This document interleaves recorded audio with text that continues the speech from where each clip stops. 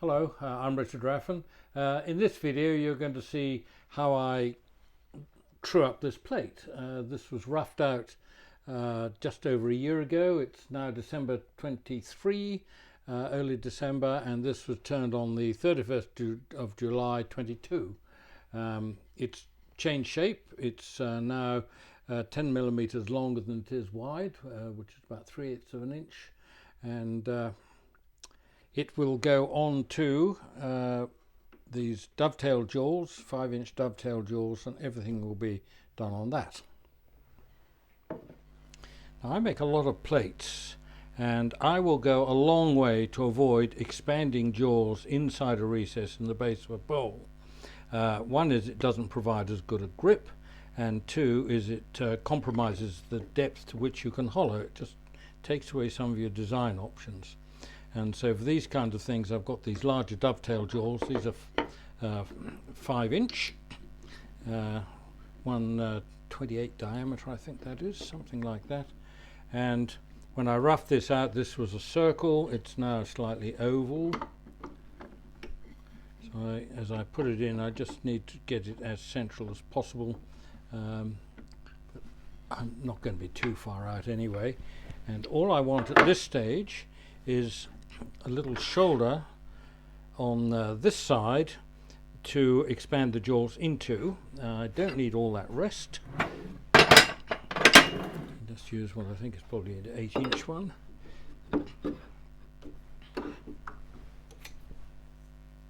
Somebody will be asking, it's 9-inch, which is 230 millimeters.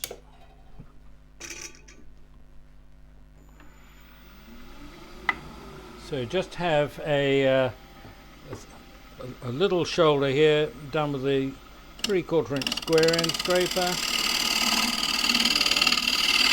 and I can eyeball roughly where the chuck diameter is. Doesn't need to be exact.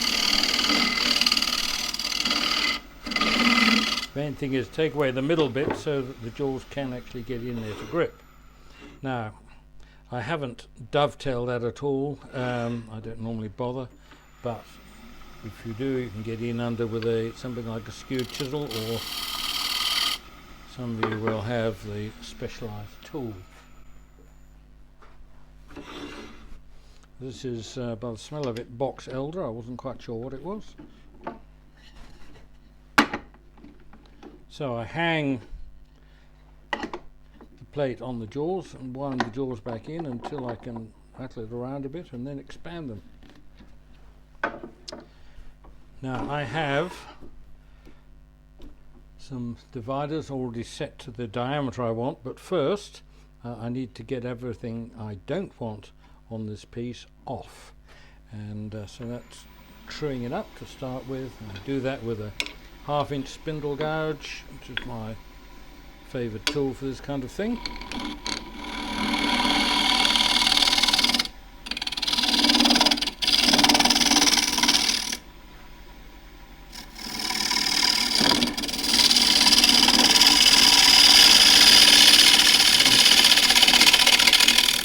Using the portion of the edge just to the left of the nose of the tool. This is an asymmetric grind. And so with a fairly steep right wing, so I can actually take a shear cut with this as well.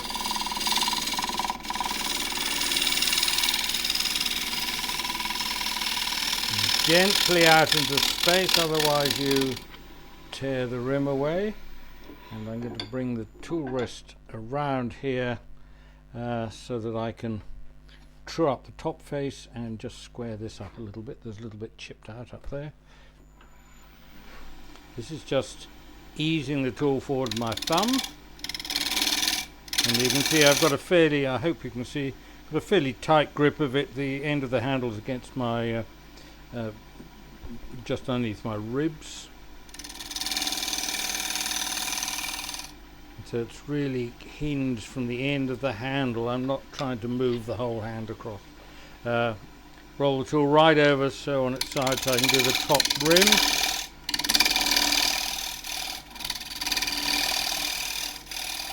All I want at this stage is to get rid of everything I don't want in the final piece. So that top's true. There's a teeny knot there which is surrounded by some kind of bird's eye, which is quite nice. This looks horribly like a bit of bark. Why on earth I didn't take that off earlier on, I don't know. So it's coming off.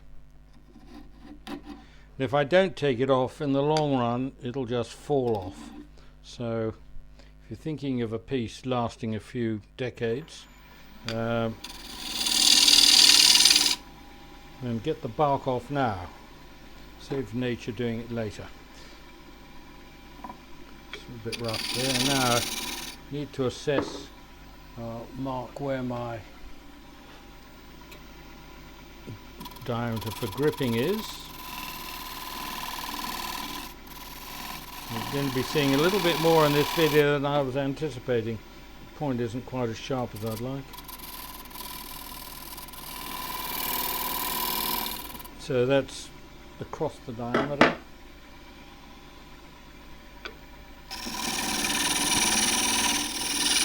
So at this stage I'm just going to cut straight in.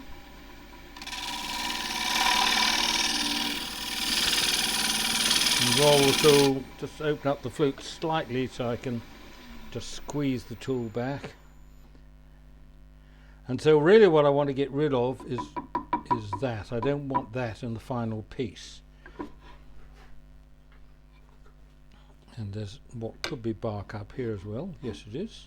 So that's going to come off.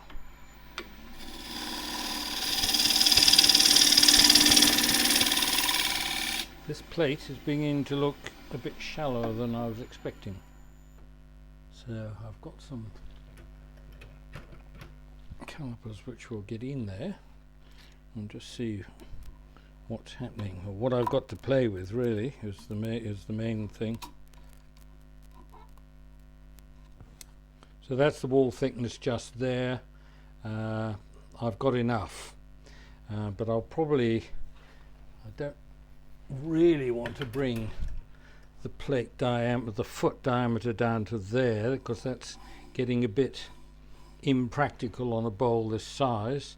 So I'm going to take this down a little bit, and I'll end up probably with a foot which flows out, gripping a very small bit up in that corner. Quite a bit of that's got to come down anyway, because that's still a mound in the middle. So, wing of the tool just to true that up, just a little squeeze.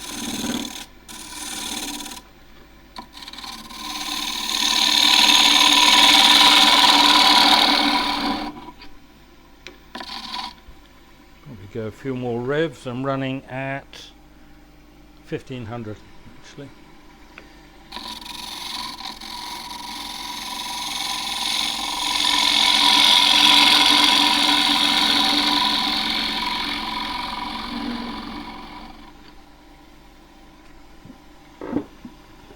Smooth that off with a scoop scraper, a little bit too high. Most important, that was just a careless catch. Most important thing here is to make sure the angle between this face and the top of the tool is less than 90 degrees. That's a negative rake. You do not need a negative rake scraper to do this.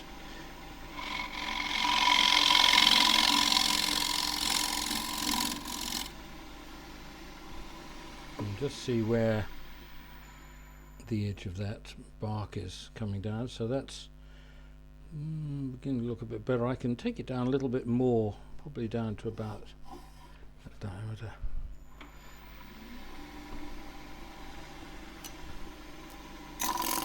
I've got about 1/8 of an inch under the ruler in the center, so I can just take that off there.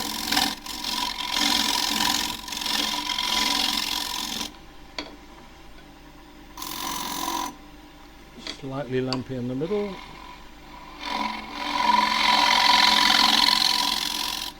The centre wasn't high enough for it to be a bowl which spins on a little central cone.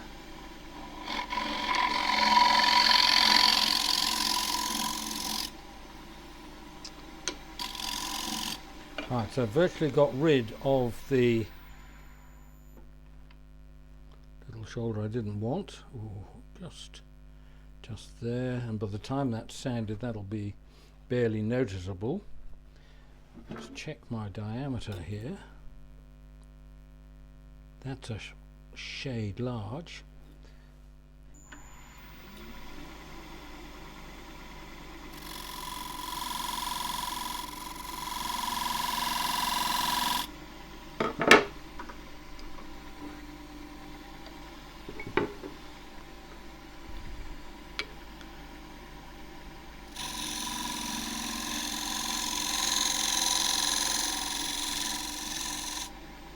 Right, so that's still straight in at the moment.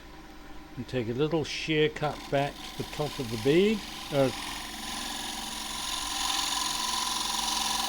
the moment I suppose you could just call it a tenon, but it's about to be a bead. That feels like a smooth cut. That's now rounded very slightly. Now I can use the wing of this gouge just to shear cut here. Shear scrape.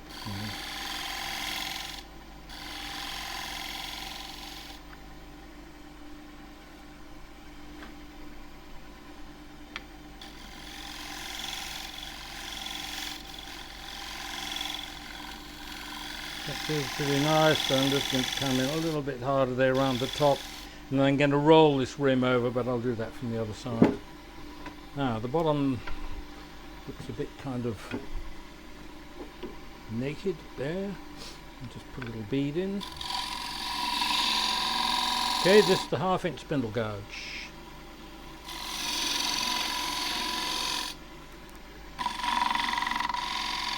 Just get over the top of the groove I made, and then just pivot the tool in from the other side.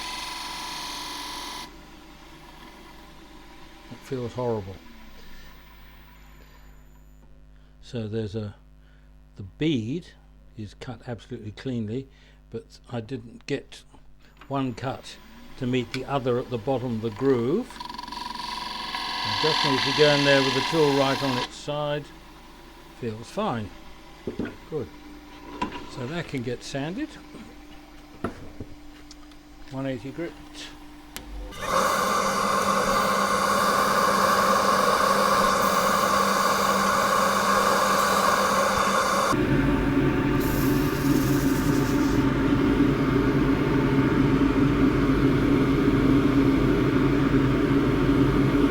Looks good.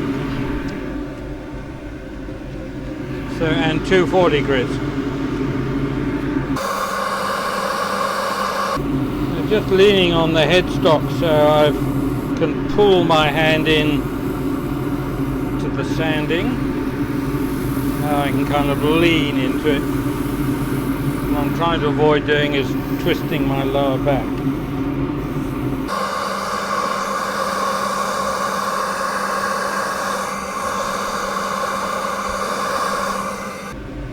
Just give it a little bit with 320, probably doesn't need it.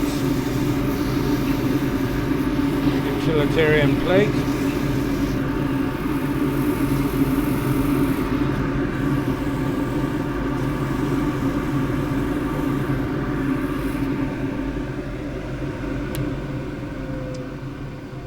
And it's just going to get straight beeswax.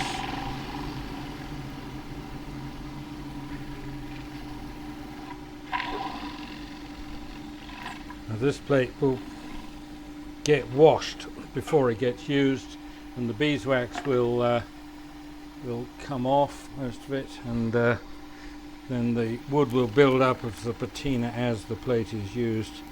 Now this sock has a little bit of, this rag has a little bit of boiled linseed in it, so that's mixing in with the wax. Now we get the cleaner sock, which is coming along, and this will be full of wax soon enough. It's just collecting the surplus.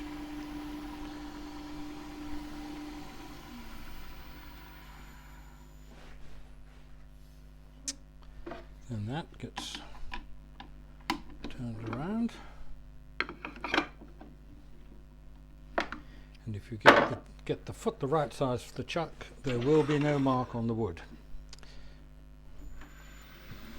Right, so I suppose I should just check the thickness.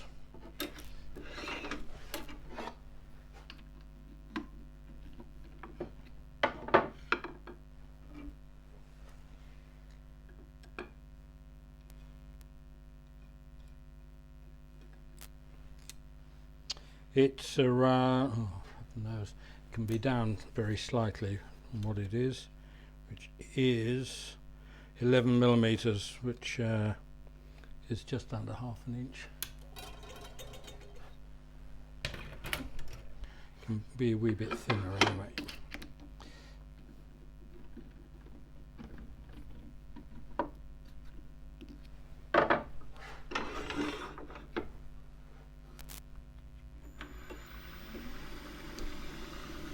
Still carrying on to the whole thing with the ½ inch spindle gouge. This one's got a fairly steep bevel on the secondary bevel.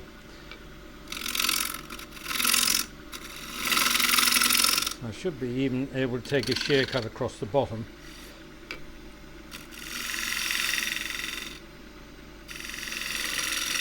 There's preoccupied with that kind of thing. I normally use a scrape across the bottom.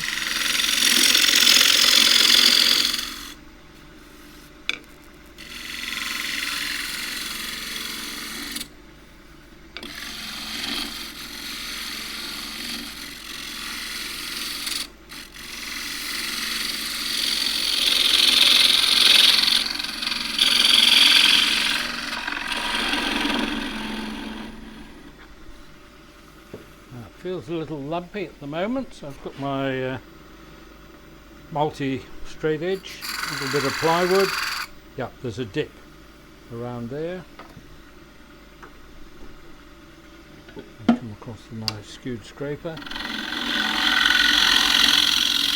You can do this with a straight one.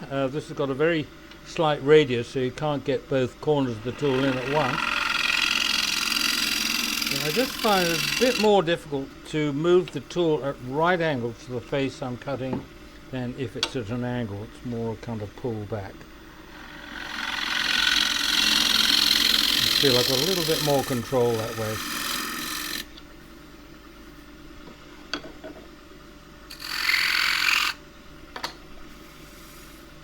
So that's flat across most of it, and I'm going to just undercut this very slightly.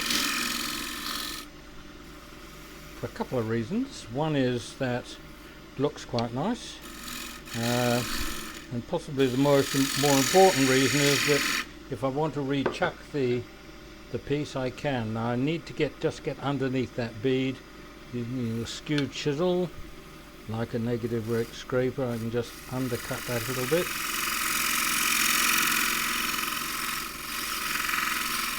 And the advantage of the skew in this situation is that the bevel side cuts the kind of under edge which you can't see, and I can use the same bevel side just to get in there too. Oops, I can see a line up there. I don't know where that came from.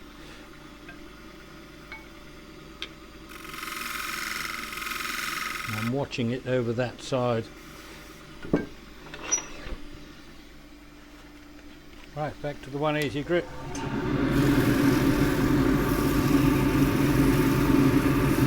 Round over the rim.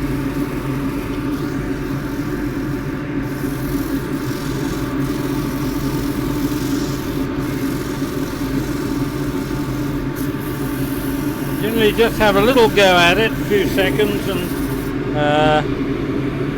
that in this case has picked up the grain across the centre. Now, you get very worried about stuff like that.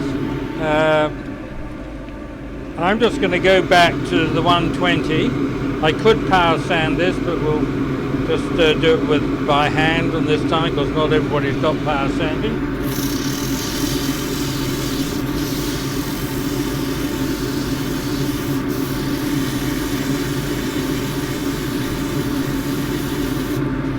suppose not everybody's got a big chuck jaws either, come to that.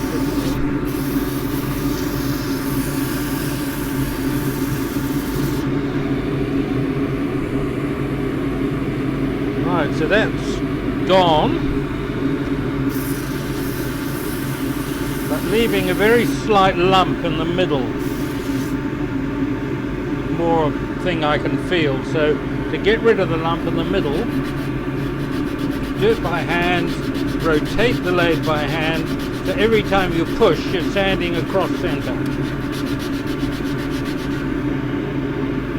That's gone. Right, 180.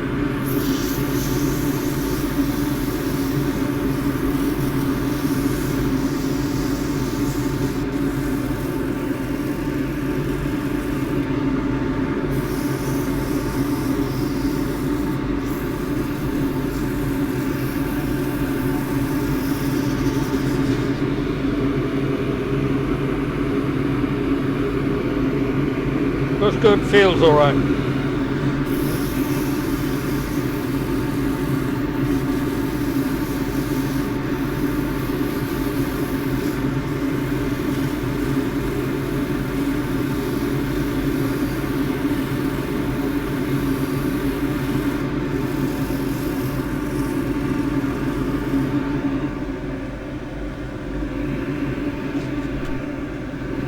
.240 blue.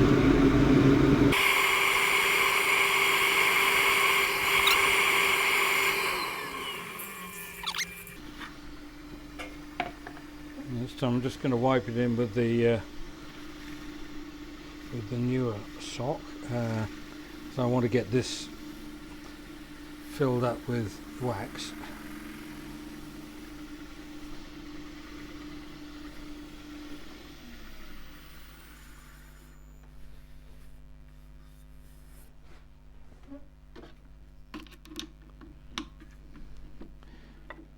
Feels fine. Now, if I want to do anything to the bottom, I can actually expand those jaws. I hope it's these jaws, yeah. Inside there. And then I can even take the foot off if I want, but I don't, because it's quite nice to have a plate raised up on a bit of a foot so you can get your fingers underneath it.